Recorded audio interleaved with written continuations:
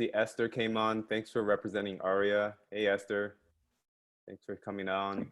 Kenny. Hi, Jerry. Kenny. Good morning. Good morning.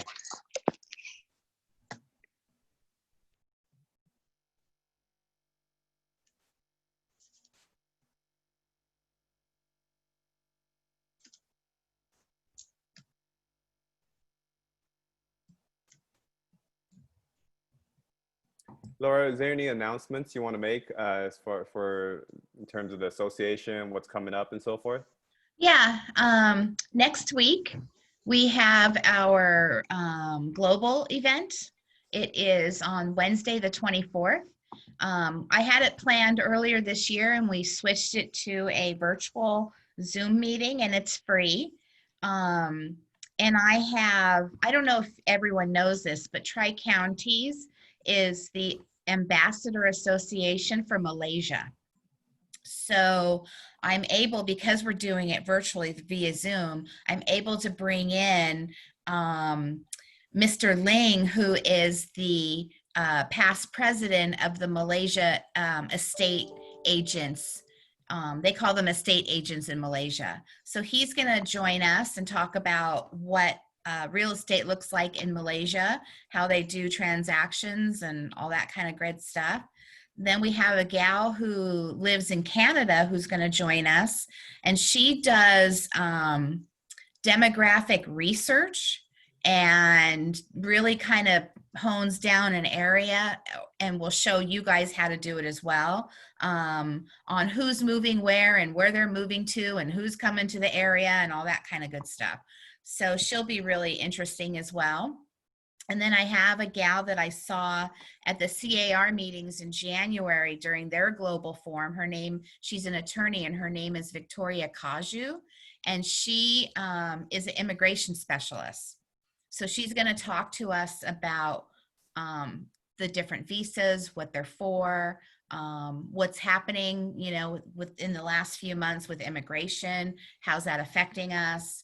And she does a really good presentation on immigration. So those are going to be the three speakers, and I believe it's at 3 o'clock, and it's on Zoom and it's free. So you can just go to the website and register, and you'll get the Zoom link for it.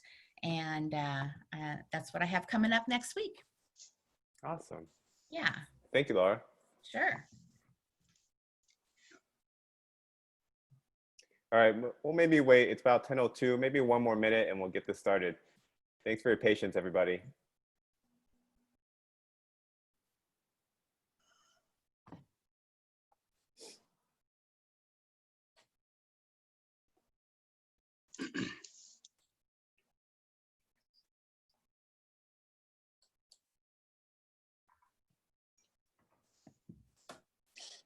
We have Mr. Aria Charles Swanberg also on. Thanks for joining us, Charles. Hey, Charles. No recording studio today. He usually has a picture of him in his recording studio. So, all right, well, let's go ahead and get started. We have quite a few people on already. Thank you, everybody, for joining. I really, really appreciate you taking the time out of your Friday morning to be here with us and to join us in this presentation about title insurance. So my name is Jerry Wu with First American Title. I also have Eric on my team here. Everyone. But before we really get started and kick this off, I wanted to give a quick spotlight to a friend of ours, Brian Fitzberg. And the reason is because Brian runs a nonprofit on something that we all sort of love and are passionate about, and something that we thought that was a good cause. He told me a little bit about it, and I thought this is a wonderful thing. And I thought it'd be great for him to share a little bit with everybody before we really kind of kickstart this presentation. So Brian, why don't you, I'll let you take the floor for now and go for it. Great, Jerry. Thank you so much for inviting me to participate in this. So my name is Brian, and I have a nonprofit organization called Real Estate Agents to the Rescue. And what I'm going to share with you are some highlights of how we can help real estate agents save rescue pets without spending any extra time. So this is all about things for real estate agents who are animal lovers. So if you are an animal lover If you're an animal lover, what I'm about to show you might just blow your mind. But if you're not an animal lover, you might want to go get another cup of coffee, because this is all about saving the lives of rescue pets and going about your normal real estate routine while you do it. So with that, I'm going to show you a short video. It's about 30 seconds long, a little introductory video. And then I'll be back and we'll start talking about how we can help save rescue pets without spending any extra time. So here you go, short video.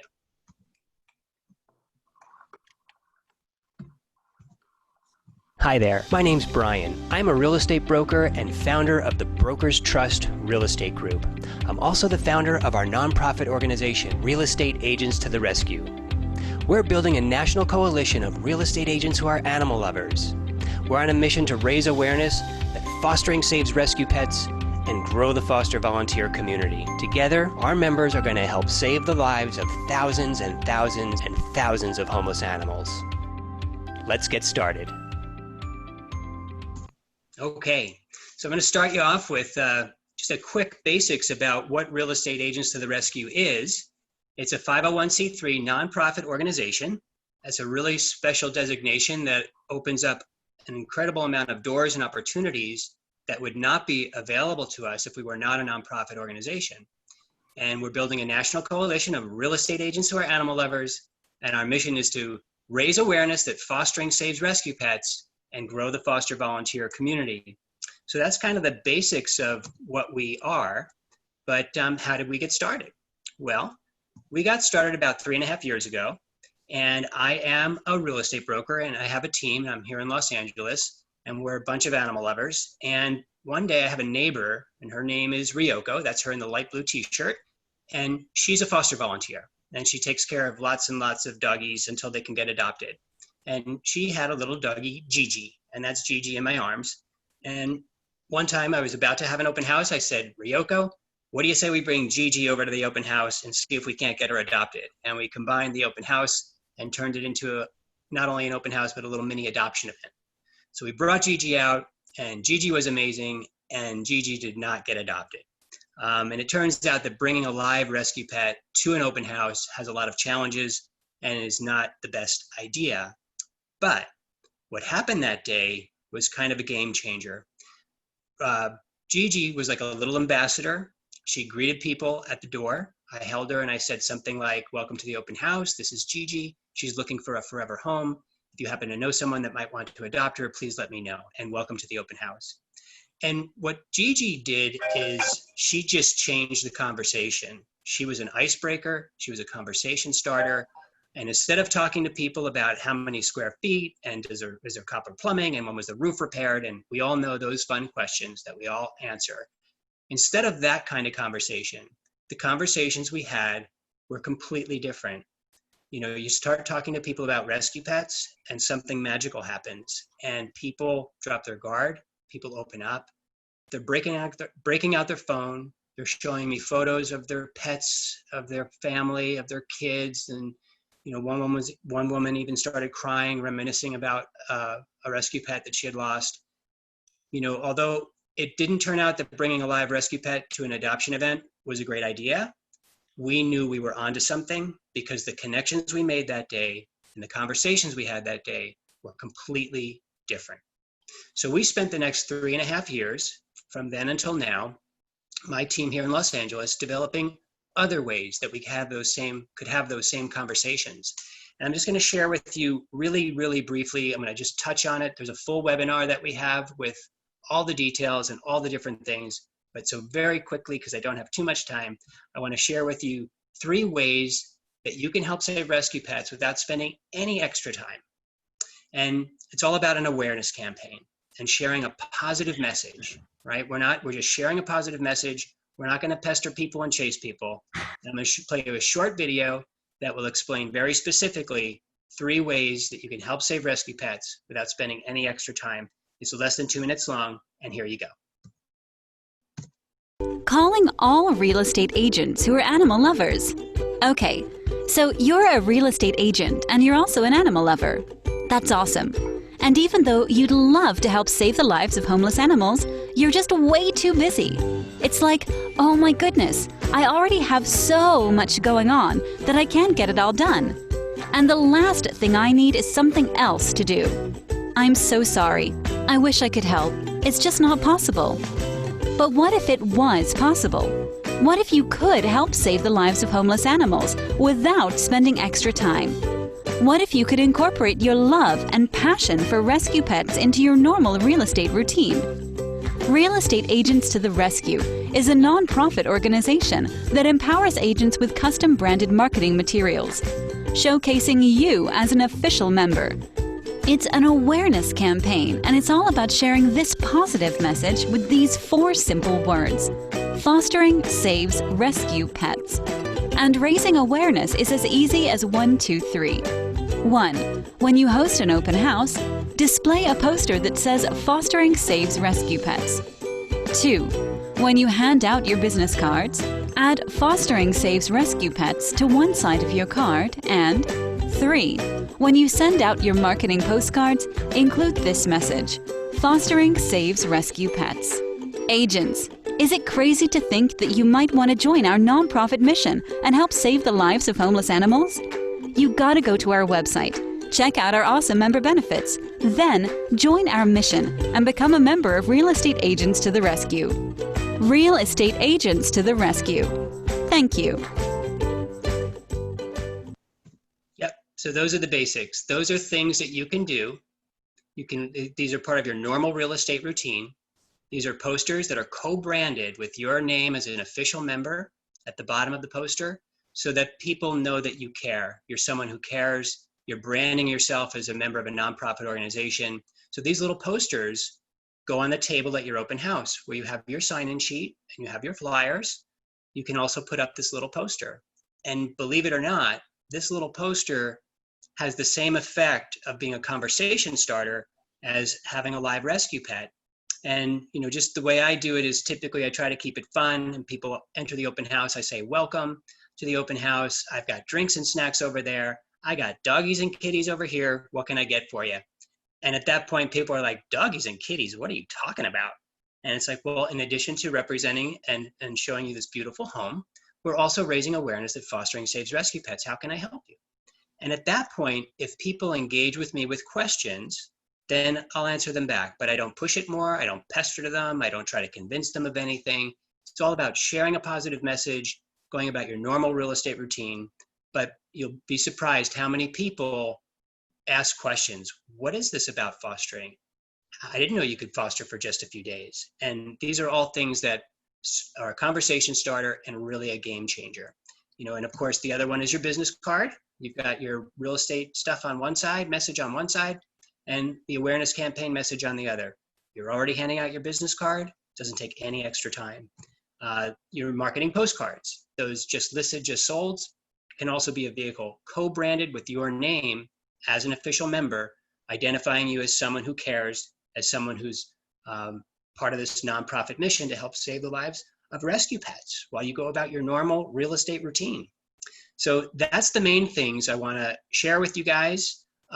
Those are the things you can do without spending any extra time. There is, though, an entire other universe of activities and prospecting that you can do in ways that are not possible unless you're part of a nonprofit organization. And you can connect with schools and local businesses and community groups and churches and local government, like your council member and the mayor, animal shelters and rescue groups. These are great ways to network, meet other people, sharing a positive message, making really valuable connections, and saving rescue pets all at the same time. So we do pet food drives, we do t-shirt drives to make doggy toys. We have this is all great social media content that we share. I go to community gardens and an Easter egg hunt and other community events. I'm marching in a parade, for goodness sake, raising awareness that fostering saves rescue pets, and all kinds of community events. And this is all incredible social media and connections and relationships that are not superficial. I'm going to end it with this, if you don't mind. This is my finale. Jerry, we've got the re-rescue wrap just to show you how far you can go with this. So it's 20 seconds of pure pleasure, and you'll see why I was not signed by a record label. 1, 2, 1, 2, 3. Fostering saves, rescue pets. Fostering saves, rescue pets. Did you know? It's all the craze. You can foster for just a few days. Fostering saves, rescue pets. Fostering saves, rescue pets. We out. Yes, I have no shame. Whatever it takes to save rescue pets, I do dress up as the human billboard and march around the community. Well, I used to. I'll be back. And we'll wrap it up with this quote. People will forget what you said. People will forget what you did. But people will never forget how you made them feel. And that's what this nonprofit is all about. It's about helping save the lives of rescue pets, making amazing connections, and making people feel good. And you will be remembered for that. And that's what I got, Jerry. All right. Well, thank you so much, Brian. Thank you for sharing that with you, with everybody. Brian, if you guys have questions for Brian, please leave your contact in the chat if anybody's interested in finding out more information. I foster 2 of my own dogs, so I thought this was a great cause, and hope you guys got something out of it. All right, let's go ahead and get started. I'm going to unshare my screen. Unshare, yeah. And I'm going to take over. So. All right, guys, so we're here to talk about title insurance today, and I got Eric on my team also here. So if you guys have questions, please type them in the field box. Or in the text box, and he's gonna be checking that out. And then we'll try to be fielding your questions throughout the presentation as much as we can, all right? So because we do have a variety of people on here today, I'm going to be talking about, oops, hold on. I think my screen share stopped. Hold on one sec. We are going to be going over some basics of title insurance into some red flags and also some vesting. So if you're a more experienced realtor, bear with us as we go through the basics, okay? All right, so here we go. What is title insurance? Now, in this particular flyer, it says title insurance protects you against covered title defects like a previous owner's debt, liens, and other claims of ownership that may have been instituted prior to purchasing your home. What does that mean? All right, so even I'm a little bit confused by that. All that's really saying is title insurance protects your ownership. It ensures your ownership. So you might ask, well, why do I need insurance for my ownership? If I buy something, isn't it mine, right? If I go to Best Buy, for example, and I buy a computer, I give them money, they give me a computer, it's my computer, right? If I go buy a car, I give them money, they give me car, it's my car. I get insurance, but it's insured against if I get into an accident, not so much for my ownership of that particular car. Well, real estate is a little bit different, right? Real estate, as you guys all know, is much more complex than buying a car, for example, right? What if you buy a home and the person that sold you the home really isn't the owner, right? Or maybe there's 5 owners on title. This home has been in this family's generation for, years and years and years, and ownership is all mixed up. You buy the house and you find out that this other guy has like a quarter interest in it and he or she didn't decide to sell to you. That would threaten the ownership of your home, right? What if the previous owner took out a loan, there's a lien on the house is collateral. When they sold the house to you, that lender didn't get paid. Now the home is collateral, they're coming after you because you're the new owner, your ownership is now threatened, right? So many of these particular scenarios, or even if you just thought you bought parcel 84, but it turned out that you ended up accidentally buying parcel 83, right? That happens before too. So now your ownership is threatened. So all these things can affect your ownership. So that's what makes title insurance so special, because there's nothing really like it, right? There's nothing really like it in the sense that you spend money and then find this, big investment or this big purchase, and then now you're insured that you're good. That's why a lot of people come out of the country and so forth to buy real estate here, because it provides some extra sense of security, per se. So that's what title insurance is. Now, how is title insurance different from traditional insurance policies? I talked about that a little bit. So traditional insurance policies, we all have, right? We all have auto insurance, probably all have healthcare. We probably maybe have life insurance, and you pay a premium, right? Maybe once a year, maybe once every 6 months, maybe once every month or so forth, in case something happens, in case you get into an accident, and then the insurance company does all the work. Well, title insurance works kind of backwards. you pay a one-time premium. All right, there's a one-time premium, and it's good for as long as you own the home. We do all the work up front to make sure that title is clean, so that when you purchase the home, title is good. If anything comes up, then hey, your title insurance has got you covered. But it's good for as long as you own the home. So moving on. Now, there's usually in a transaction with a loan, right? Most transactions do have a loan. There's usually two types of title insurance policies that gets issued in a transaction. One is the owner's policy. Now, the owner's policy is what I've been talking about a little bit earlier. It ensures that your home is yours, right? And it's good for as long as you own the home. And here in Southern California, now everywhere is different, keep in mind, but at least here in Southern California, the seller pays for the owner's policy. So even though it insures the buyer, right, ensures the buyer that, you know, that the home is theirs, typically standard business practice is that the seller pays for the owner's policy. Now, everything is negotiable, but that's the typical standard practice. If you buy a new home, the builder might make the buyer pay for everything, okay? Now, if the buyer is taking out a loan, the lender for the buyer, let's say they go to Wells Fargo or B of A or whatever, that particular lender is going to require the buyer to buy them a title insurance policy. And that's called a loan policy or lender's policy. Now, the loan policy is only good for the term of that loan, okay? So what happens when you refinance? When you refinance, you essentially pay off one loan and then you get another loan, right? So every time you refinance, you're going to see a title charge on your statement, and that's for the lender policy. All right. Now, why would a lender need a lender policy, right? Well, a lender wants a title policy because if I'm going to lend somebody this much, you know, $400,000, $500,000, $600,000, I want to make sure that, well, you are who you say you are, right? The borrower, you say you're Jim Smith. I want to make sure you're Jim Smith and that there's no fraud.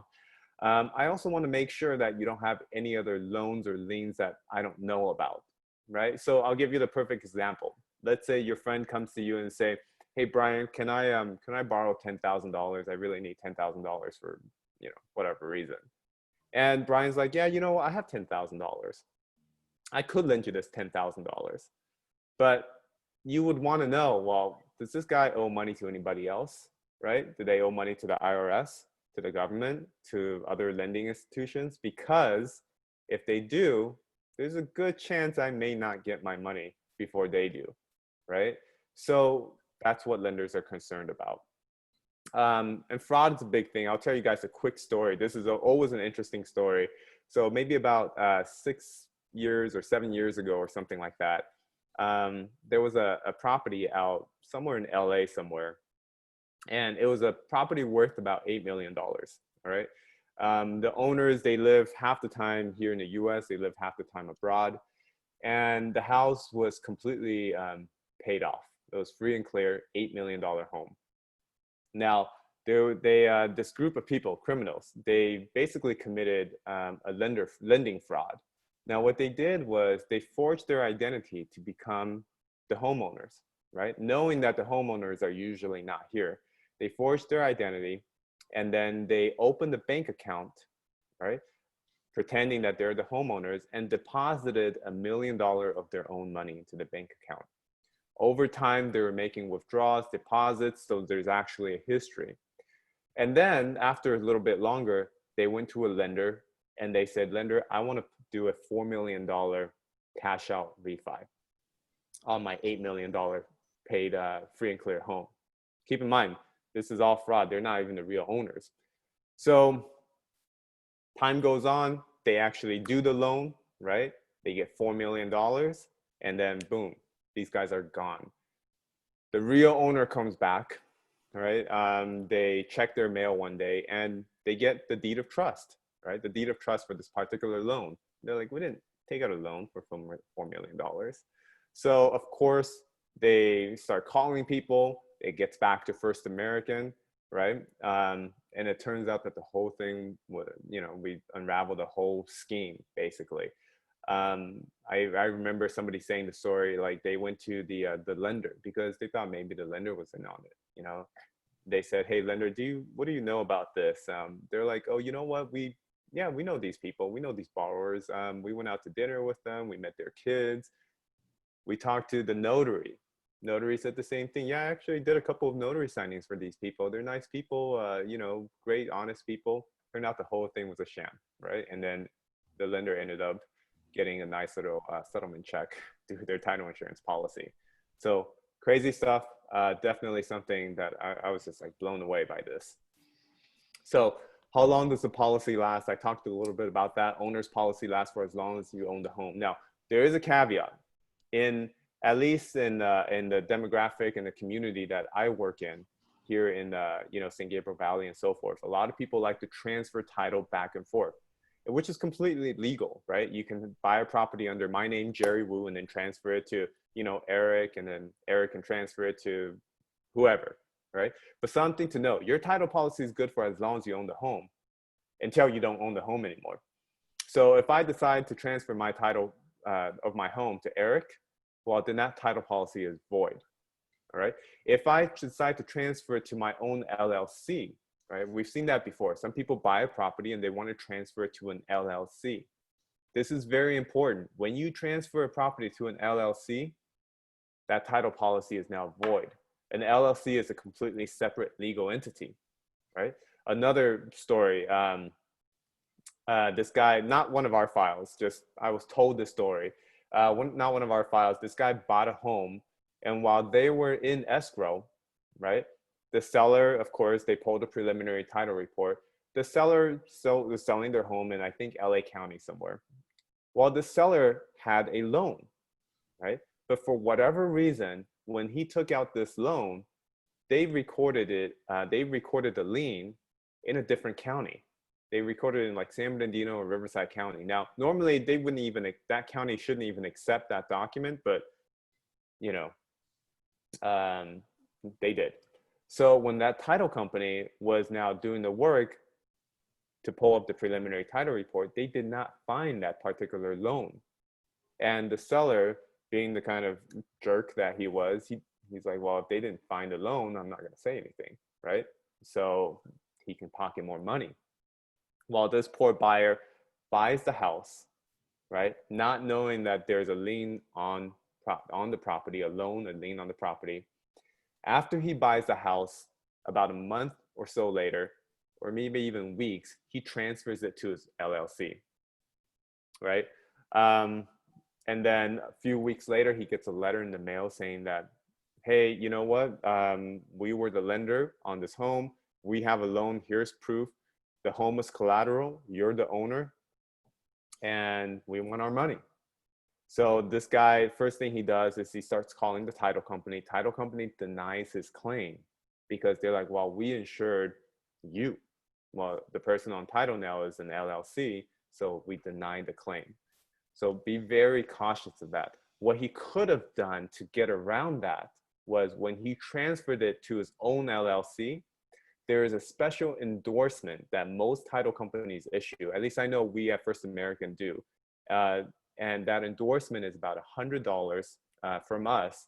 And that endorsement basically says, as long as you're transferring to your own LLC, all right, it's not the LLC of somebody else and a bunch of other people. As long as you're transferred to your own LLC, all right, we can approve, we will issue you an endorsement for $100 and you will continue to have coverage. This guy in my example didn't have that. That particular title company denied his coverage. So something very important, again, because we see that a ton here in our area where people are transferring title back and forth. Hey Jerry, a good question here by Michael is, what if you bought the property into an LLC with an endorsement in this case, and you take it out of an LLC to refi? So that would be the same. If you take it out of an LLC into an individual, that's, you know, it's a separate entity again. So that title policy might be void. So you're definitely going to want to talk to the title company before that. Maybe we can make an exception, but normally I would say you might want to go back to the same title company. They might have a little bit more leverage for you. Cool. Awesome. And in that case, you can buy an endorsement for that?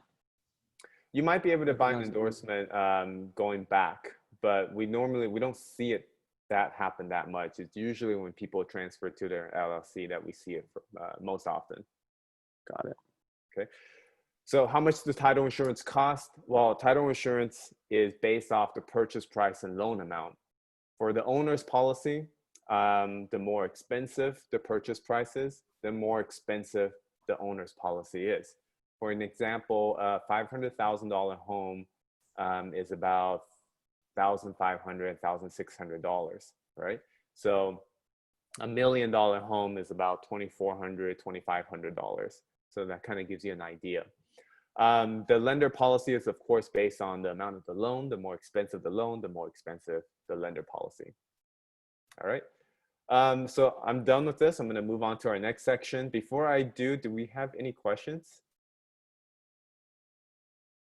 Yeah, we do have a few questions. So Rob is asking, do you have any experience with putting title in a blind trust? I mean, I see not particularly a blind trust, but we see people putting title into a trust a lot. And that's something I'm going to be talking about as we go through the different ways of holding title. I'll be talking about holding title under a trust. Got it. And Sharon is asking, how about if an LLC changes members and they transfer to their inheritors? Normally, I mean, as long as you have the endorsement when it was first transferred, you should be good. But again, I don't want to say like for sure, because that's always something that's going to be a case by case, and we're going to want to have when you do sell, when a claim does arise and the entire structure of the LLC changes, then that might need to go through an underwriter approval or review. Awesome. Those are all the questions for now. Okay. All right. Well, let's move on to our next section. I want to talk to you guys a little bit about vesting. A lot of people say, hey, I don't know how I should hold title, or there's a bunch of different ways of holding title. What are the main differences? All right. Now, we got to keep in mind, we're not legal professionals. We're not CPAs. So I'm not, you're not, I don't know if you are actually, but at least I'm not. So we don't tell the client what to choose, right? We don't tell them you should choose joint tenant, but we should be able to advise them on the differences between these, and the client can then choose by themselves, or they can consult with their legal or tax professional. Now, this flyer and the previous ones, I do have, I have this in multiple different languages, English, obviously, Spanish, Chinese, Korean. So if you do need these flyers, just let us know. So let's start with the most basic way of holding title, where it's just one person, all right? So sole ownership. We're gonna look at here, number one. So we'll use a fictitious guy here, John Smith. So the easiest way of holding title is John Smith, a single man, right? So John Smith's a single man, and that's it. Now, when we talk about vesting is really another way of estate planning, right? Estate planning is what happens to your stuff after you pass away, essentially. So a lot of the stuff that we talk about is going to have a direct effect to your estate planning. Now, if John Smith, a single man, is on title and he passes away, this property is going into probate, right? So probate is a legal process where you need a probate judge. They determine who's the executor of this estate and so forth. Now, the probate process, actual process itself, isn't that long. But from my attorney friends who tell me, it's the waiting period. In LA County, just doing a probate is just playing like this long game of 6 to 12 months of waiting. So we definitely want to try to avoid probate as much as we can. Another way of an individual can hold title is an unmarried man. So John Smith, an unmarried man. And the only difference between a single man and an unmarried man is that an unmarried man is somebody who's been married and divorced. So the industry joke is that once you're married, you're never single again. Okay. And then the other way of holding title by yourself is a married man as his sole and separate property, or if it's a woman, a married woman as her sole and separate property. So it could be John Smith, a married man as his sole and separate property. All right. Now, so we got a single man, or John Smith, an unmarried man, or John Smith, a married man as his sole and separate property. So those are the three ways one individual could hold title. Now, all those three ways, if John were to pass away, the property is going to probate. A lot of times people ask me, well, what if John's holding title as a John Smith, a married man, as his own property, own separate property? If he passes away, does the property still go to probate? He's married. The answer is yes, right? If it's John Smith, a married man, as his own separate property, John Smith passes away, that portion is still going to probate. Now, through the probate process, it may go to a spouse, but that's not for our call to make. Right? That's the probate court's call to make. So, and as many of you guys know, if John Smith, a married man, wants to hold title by himself, his spouse will need to sign a quitclaim deed deeding his or her interest off title. Right? It's a requirement. The only time, now, for some reason, people get crafty. I literally had an agent call me yesterday say, Jerry, my client, she's married, but she wants to buy an investment property without her husband knowing. She's actually bought 10 investment properties as a single woman. I'm like, wow, that's crazy. I don't know what's more crazy. The fact that the husband doesn't know that his wife bought 10 properties without him knowing, or the fact that I don't know, that's just crazy. But keep in mind, so a lot of people ask, Jerry, what if, for whatever reason, the spouse cannot sign the quitclaim deed, right? Maybe they're overseas, maybe they're not available, whatever reason. Here's the thing. If your buyer is buying the property with a loan, right? With a loan, and John Smith, and John wants to hold title by himself, the spouse will absolutely need to sign a quitclaim deed, okay? Absolutely. If John is buying all cash, all right, then his spouse does not need to sign a quitclaim deed at the time of purchase, right? It could just be John Smith, a married man. But when John goes to refi, or if John goes to sell, at that point, his spouse will need to sign the quitclaim deed. So sooner or later, his spouse will need to sign the quitclaim deed, but buying all cash gives you a little more flexibility as to when the spouse signs the quitclaim deed, all right? Also, can my buyer put they're single and then they're really married? Do me a favor, don't ask me that question. It puts us in a very tough spot. I will just say this. If they put single, we're not gonna know, all right? So but if something arises out of that, maybe a issue arises, a legal issue arises out of that, then, obviously sort of they're on their own in a sense, right? Because you knowingly lied to your realtor or to your title company or to your escrow company and so forth. So that's that.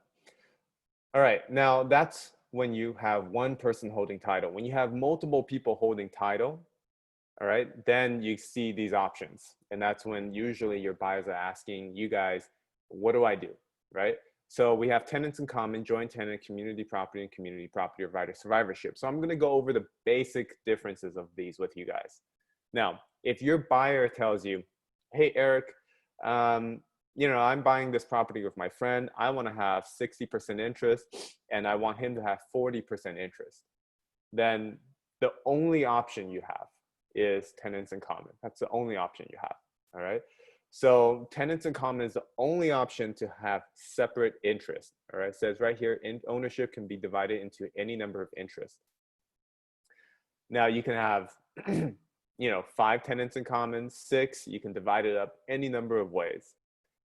The only thing with tenants in common is that there is no automatic right of survivorship. So let's say the guy who owns 60% interest passes away, then that particular 60% has to go to probate, all right? Even if they're husband and wife as tenants in common, right? So if it's tenants in common, probate if one person passes away. But this might work for some people. This might work if your partner is buying, you buy a $100,000 property, I spend $60,000, he spends $40,000. We say, hey, I want 60%, you want 40%. And if I pass away, maybe I want my portion to go to probate because I want it to go to my kids or my wife, or somebody else potentially, not my partner. So it might work for some people. Now, moving on. Next one, joint tenant. Joint tenant is almost the complete opposite of tenants in common, all right? So with joint tenants, you have to have everybody holds equal interest. You own the property as a whole, okay? So if there's two people, you own it as 100%. That's it. With joint tenants, though, you do get an automatic right of survivorship benefit. That means if party A passes away, property becomes party B's, no probate. All that's needed is a death certificate for party A, and then party B signs an affidavit of death of joint tenant. And the affidavit and the death certificate, those two together, records at the county recorder office, and now title is transferred to B, just like that. Now, keep in mind, again, because of the area we work in, we have people that pass away in, in Taiwan, in China, in Mexico, and wherever. The county recorder will only record a document that's in English. So if your death certificate is not in English, send it to us, because we do have a translation service that can translate that. It has to be a court county approved translator. It does take a little bit of time. So make sure if you do have a case like that and you have a death certificate that needs to be translated, submit it early enough to get ample time to get translated. All right. Now let's move on. Community property and community property of right of survivorship. Most people only use community property of right of survivorship now, so let's just kind of skip this one for now because they're so similar. Now, community property of right of survivorship is very similar to joint tenant in that owners own the property as a whole, and there is an automatic right of survivorship benefits, hence right of survivorship. Now, it's only reserved for spouses though. Excuse me, only reserved for spouses. So here in California, it could be husband, husband, wife, wife, wife and husband, but only for spouses. And you do get an automatic right of survivorship benefit. Now, then you might ask, why would a couple, for example, married couple, choose community property of right of survivorship over joint tenant? Because I remember a long time ago, every couple chose joint tenant, right? Well, I will tell you this, more and more couples now, more and more married couples are choosing community property of right of survivorship. The reason is because they have a full step up tax base, meaning that there's a better capital gains tax advantage, all right, than joint tenant. So I know some of you guys know what step up tax means, but for those of you that don't, I'm gonna do a crude explanation. So keep in mind, I'm no CPA, but this is a very, very simple explanation, okay? Give me 1 second. Eric, can you see my whiteboard? Yes, I can. Okay, so step-up tax has to do with capital gains tax that's paid when the person passes away, all right? So this is called step-up. Oh God, this is hard. I know, my writing is like a second grader. So, all right, so let's give an example. Let's say you buy a property in 1981 for $100,000, all right? Now, today, that same property, let's say the fair market value is $1 million. $1 million. All right. Now I'm going to super simplify this example, guys. I know there's $250 exemption for single, $500 for married, there's depreciation, all of that. We're just going to forget all of that. Okay. We're just going to simplify this for now. If I sell this property, I'm going to make $900,000, right? If I make $900,000, I have to pay taxes off the gains that I made. Why? Because my base value was $100,000 and I sell it for $1 million, I made $900,000. Again, I know there's exclusions and exemptions. We're just going to simplify this example. How step up works is this, all right? If I have a married couple as community property with right of survivorship, A and B, and let's say this particular couple buys a house in 1981 for $100,000, which is worth $1 million today. If party A all of a sudden passes away today, all right? gets in a car accident, passes away, that base value is going to step up to the market value on the day he passes away. So that means if our husband, for example, gets into a car accident, passes away today, that base value is going to step up to today's market value of $1 million. This becomes the new base. All right. Now, the wife is sad. She doesn't want to live in the house. She decides to put the house for sale, and she sells it for what? For $1 million, right? Because that's the market value. So then she's had no gains, zero gains, because her base is $1 million. She sells for $1 million. If she waits another year or two, she sells it for 1.2, right? Then she's made $200,000. Then she would be responsible for capital gains tax of $200,000. Of course, she wouldn't technically, because she'd get that $250,000 exemption, but you guys know what I mean. All right, so hopefully that helps explain that a little bit. Now let's move on to a trust, okay?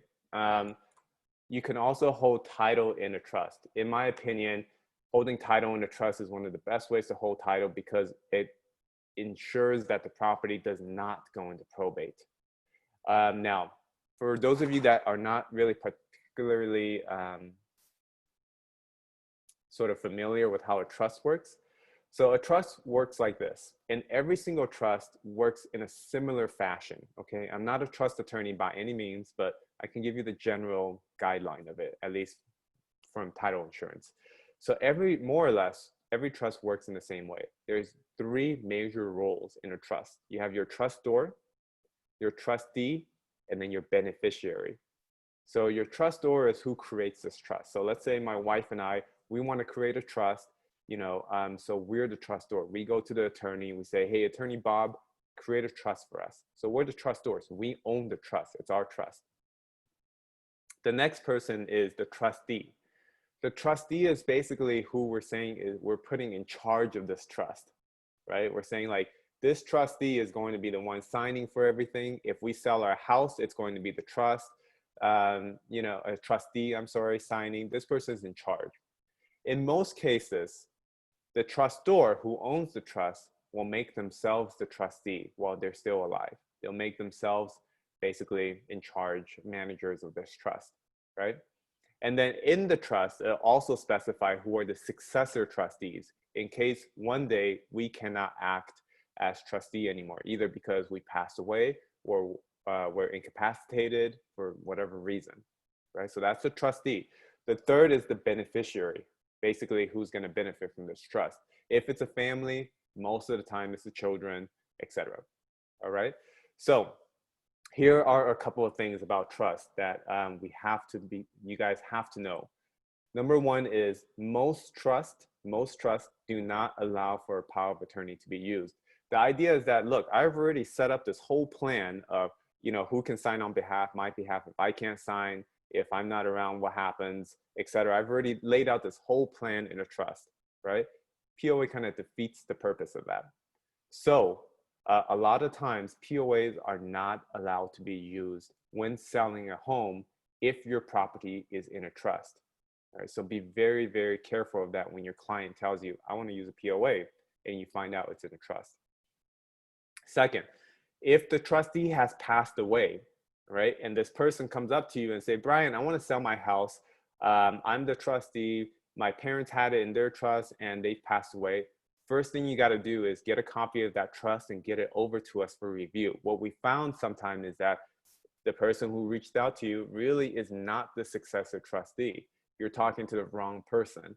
The children are fighting. This person says they're the successor, they're not, they're trying to sell, etc. It's a mess, right? So make sure you're talking to the right person. Another one, this was one that we're dealing with right now. There's a case that we have where if you have a trust, the property's title has to be put under the trust. Right? The title has to be put under the trust. If you have a trust and the title is not under the trust and you passed away, it's going probate, right? So make sure when you create the trust, you change the title from your individual name into the trust. And most of the time, the trust attorney will help you do that as part of their whole package service. So those are a couple of things to note about a trust. Now, also, title companies, we follow the instructions that's within the trust. We run into situations where the trustee is an elderly person.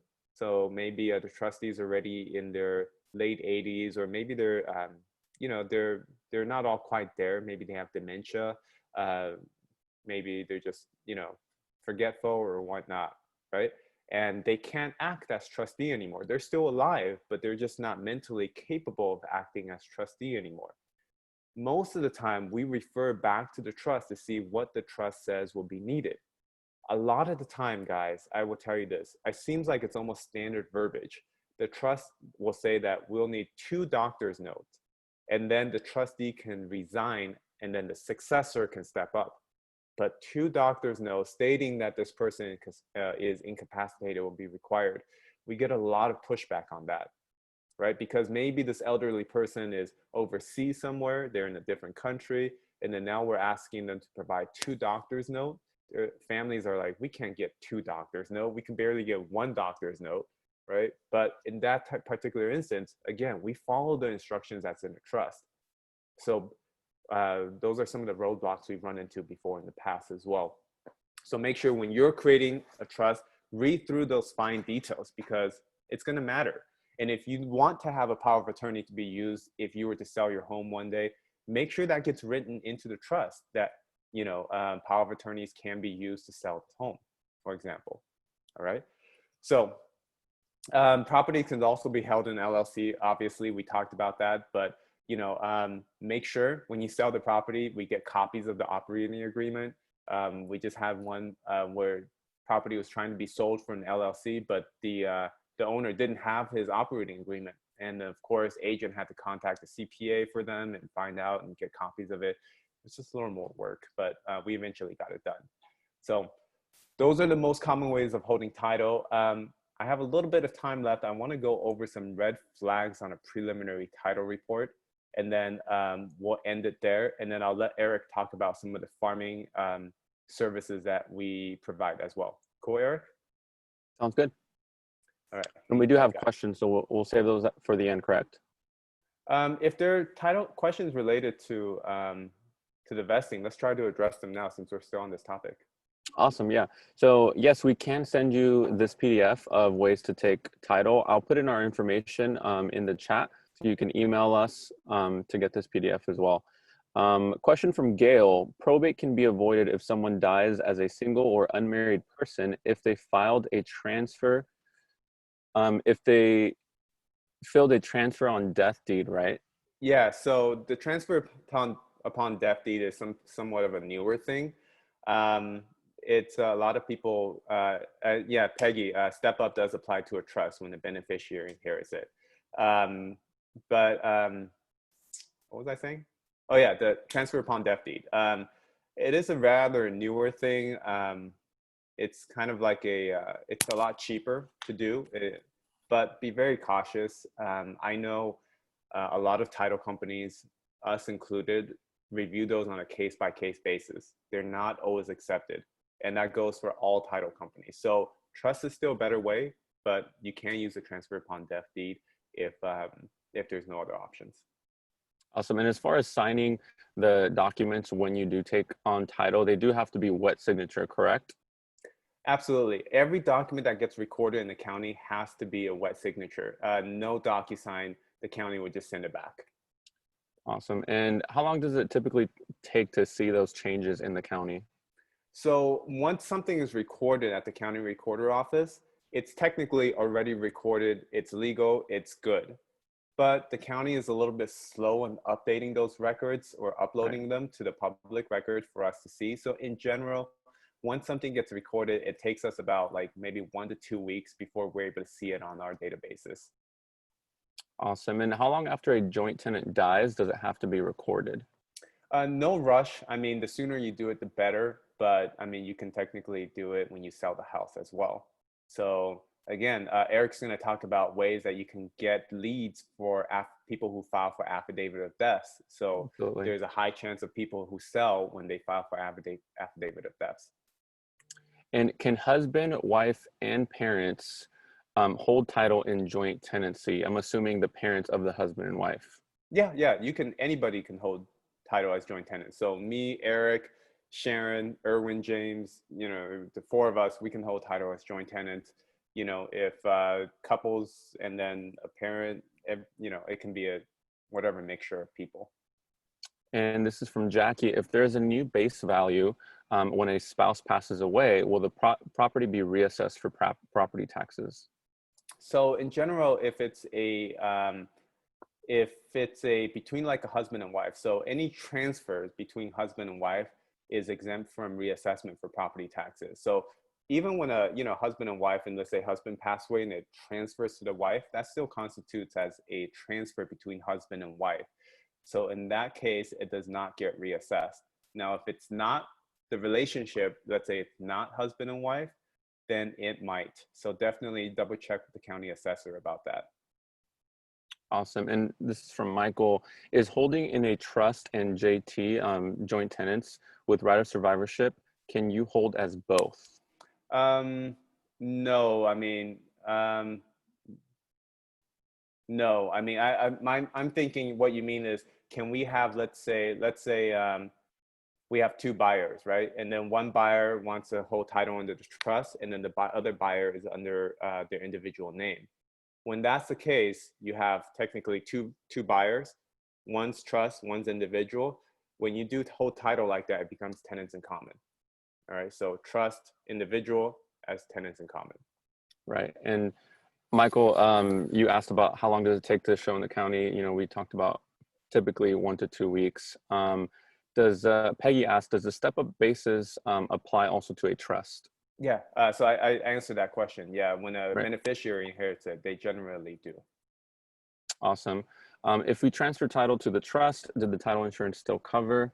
Yeah, if you transfer it to your own trust, usually an endorsement isn't needed. But double check with your title company just to be sure. Whoever insured you, the title of your home, just double check with them. But generally, if you transfer it to your own trust, the policy is still good.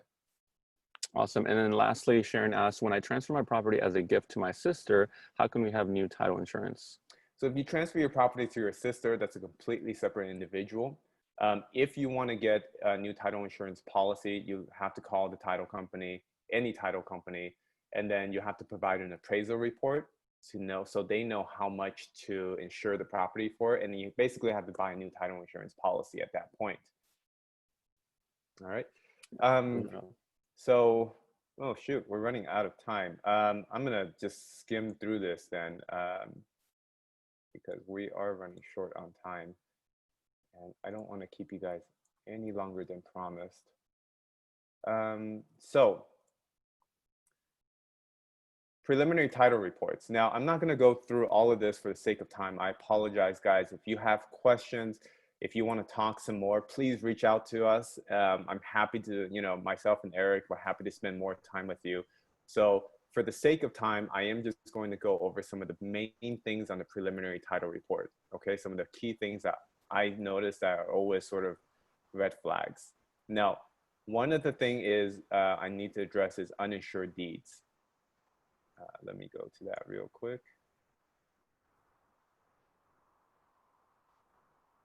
So sometimes in your prelim, you're going to see this exception.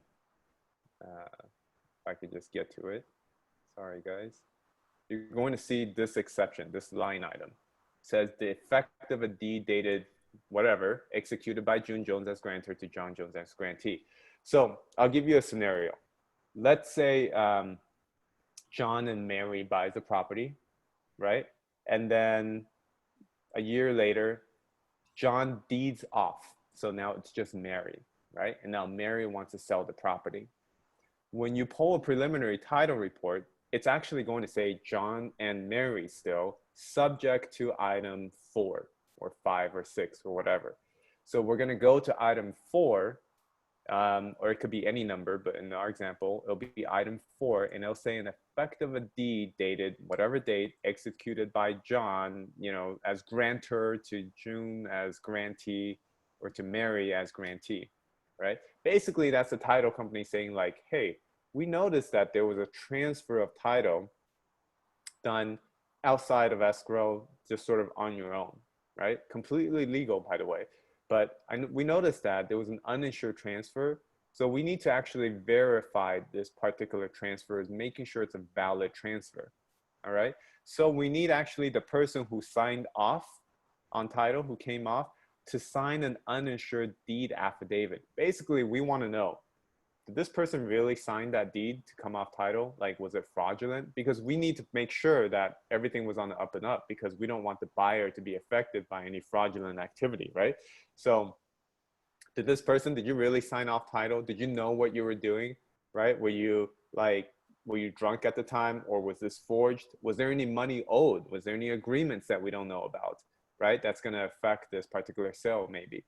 So that's very important, because a lot of the times what we run into is, again, we do this for fraud prevention, but what a lot of times what happens is the person that signed off, either they can't be found anymore, or maybe they don't want to sign this affidavit, or maybe the person, you know, that deeded off and the person that's on title signed off due to a divorce, right? And then they don't want to sign. So this affidavit can cause some issues. Again, if you see that, let us know soon. It's not a black and white thing. It's not like, hey, if we don't have this affidavit, we can't close. But we do have to come up with make a good argument as to why, you know, we can't get it. So let us know ASAP. Also, statement of information. Sometimes you'll see a requirement for a statement of information. Again, very important to get that statement information back to the title company as soon as possible. Certain liens are not attached to title, right? Or maybe they are, but they're under, like, you know, the owner has a very common name. But either way, let's say you have a federal tax lien. Well, an IRS is not going to know how many properties you own. They're just going to know that, hey, if you make money, we better get paid. So again, sometimes the only way we're able to search out those liens is through a search, a statement of information search. And you've probably seen it before. It's just a one-page document or two-page document asking what's your social, where you've lived, what's your name, what's your date of birth. But we need to make sure we get that information back so there's no last-minute liens. When liens pop up last minute, most of the time it's because we get our statement of information back at the last minute. We also want to make sure, like, sometimes people have very similar names, right? Or I know some people, father and son uses like a senior and junior and they have the same name. Well, how do we know who these liens that we're finding belongs to when there's all these people that have the same name as yours? We need that statement of information back early to be able to find out.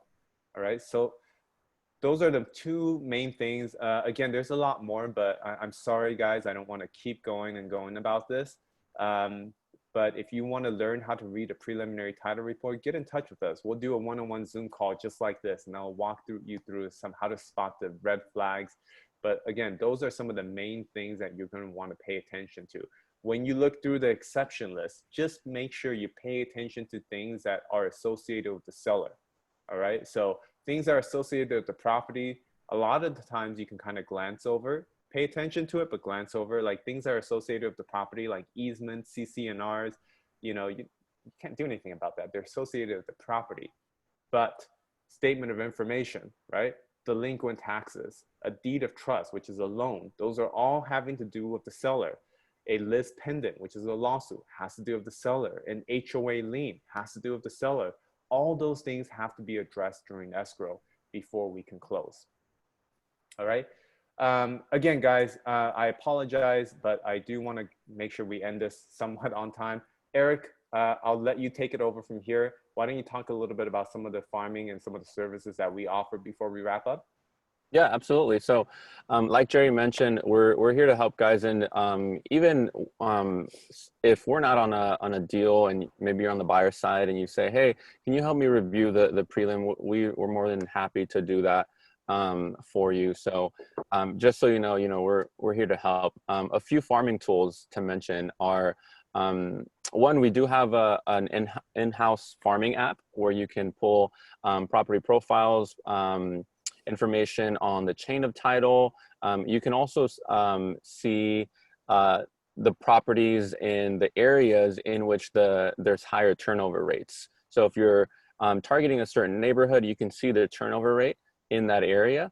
So that way, you know that you will get a good ROI. Say if when quarantine is over, you want to door knock or maybe cold call, you know the turnover rate in that area. So it's just more beneficent and you're working more efficiently. Another program, it's a third-party program that we partner with. It's called Title Toolbox. On Title Toolbox, there's free farming options for you, and there's also paid farming options. I'll just mention a few of the free ones. Empty nesters, properties, owners with 30 years of ownership or three or more bedrooms. So these are most likely people who want to downsize, potential sellers, essentially. Out-of-state owners, maybe someone has an investment property, but they haven't been traveling due to, COVID-19, and you're a local agent here in Southern California, you can help them out that way. So out-of-state owners. Another one is, non-owner occupied. So either investment properties, maybe someone has an Airbnb and hey, Airbnb has taken a hit. They are looking to sell. I know there's a lot of investors that are in that, that have that case. So those are a few of the free options. A few of the paid options are, like Jerry mentioned, affidavit of death. If it's recorded on title, when it's recorded on title, you can pay for that and get a farm of, for example, let's say the city of Chino Hills, any affidavit of deaths filed within the last 3 months. Divorce, you can also pay for that on Title Toolbox. Another popular one is NODs or probates on Title Toolbox. So a lot of different options that you have for farming. And of course, if you have any other questions on that, both of those programs, My First AM, our in-house program, and Title Toolbox, there are apps for that, and we can set you up with a free profile. So please reach out to us. I did type in our information in the chat. I'll type it in one more time. There it is. You can text us or email us. And of course, once we're able to have open houses, any open house materials that you guys need, to go along with the information that Brian mentioned, any shoe covers, sign-in booklets, once we're allowed to have open houses, of course, we can provide all that stuff for you. Yeah. Jerry, anything that I missed? No, thank you so much. I do see some people, guys, and please reach out to us because we're not, the association is hosting this. So a lot of the requests for trainings through the chat, we're probably not going to be able to access later. So make sure you copy our information, reach out to us individually through email or text, and then to schedule like a one-on-one. Again, I'm just afraid that once we log out, we're not going to be able to access this since we're not hosting. So make sure you copy our information down so you can reach out to us individually. All right. So with that, we're going to end it. Brian, thank you so much for coming on and sharing about this great organization you have. Thank you, Aria, for helping us promote this event and getting all the people out there. Guys, if you have questions, let us know. Have a great afternoon, all right? Thank you, guys. Thank you, thank you, thank you. Thank you, everyone. Thank you. And I'll reach out to you for the rescue pets. I love that. Oh, thank you. Awesome. Yes, absolutely. Thank you.